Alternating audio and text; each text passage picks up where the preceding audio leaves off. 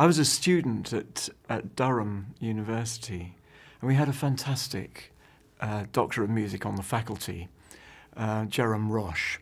And he would spend his summers in Italy in the library archives, and he would come back with materials that he'd assembled and write everything out from the original manuscripts by hand, because we didn't have computers in those days, not yet. They were in the process of being invented.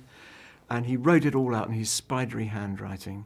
But what he didn't have to do, but did nevertheless do, is pick up people such as myself, and they're extraordinarily, for the time, there was a small group of people, like-minded people, who were already playing ancient music on historic instruments.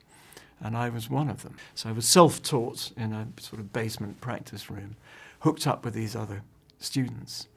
Jerome Roche said, okay, I want you to come here and accompany and play with my hand-picked choir.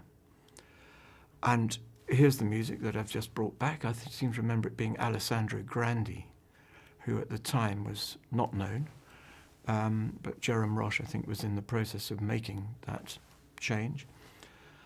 And for me, what happened was Jerome just lifted his arms, raised an upbeat. When the downbeat came, the music jumped off the page for the first time in whatever it was, 350 years, say. And I was part of the sound, and I just thought I was in heaven. I simply couldn't believe it. And we would do concerts in places like Durham Cathedral Chapter House. I mean, that's better known as the classroom in the Harry Potter films these days. But it's an awesome space, overused word, I know, but it really is. And the cathedral itself.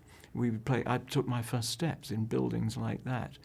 And I thought I was in heaven. I couldn't believe it. Such a fantastic opportunity. And I never looked back. And that's how I got started.